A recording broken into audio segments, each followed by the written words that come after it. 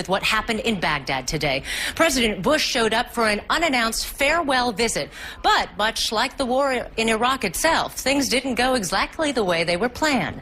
CNN's Michael Ware is in Baghdad. I talked to him just a few minutes ago. So, Michael, you may not like President Bush's politics, but one thing you can't say for sure is that the man has great reflexes. So tell us what happened. Yeah, absolutely. Absolutely. Talk about reinventing duck and cover. Okay, what happened here today is during the President's surprise visit, he has a press conference this evening, local time, with the Iraqi Prime Minister Nouri al-Maliki. Now, then the most extraordinary scenes took place. While President Bush was talking, an Iraqi journalist for a television network here stood up and threw his shoes, first one, then the other, at President Bush, narrowly missing his head, and there we see the reflexes of the President. After this, obviously, Secret Service and others jump on this guy and drag him out, still screaming, having called President Bush a dog and saying that, you know, this is your farewell, so to speak.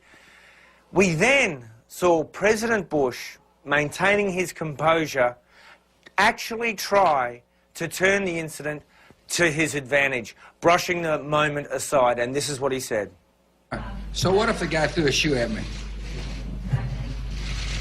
But you are also here to talk about progress and to mark progress to bring it like this and the kinds of security aids that you talked about. Right. Do you consider this a victory lap? No, I consider it an important step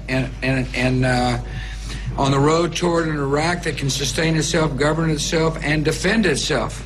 But let me talk about the guy throwing the shoe. It is one way to gain attention. It's like going to a political rally and having people yell at you. It's like driving down the street and have people not gesturing with all 5 fingers. So that's how President Bush tried to handle this rather delicate situation. And bear in mind that in Iraqi culture, throwing a shoe is close to the ultimate insult, normally reserved for things like the statue of Saddam Hussein. During the invasion, when it was pulled down, the Iraqis slapped it. Right. And we saw shoes thrown at an effigy of President Bush just a couple of weeks ago in a rally, perhaps prophetic, Alina. Well, at least he was able to joke about it, and he did, by the way, say, Michael, that it was a size 10 shoe. Now, I don't know if he was serious.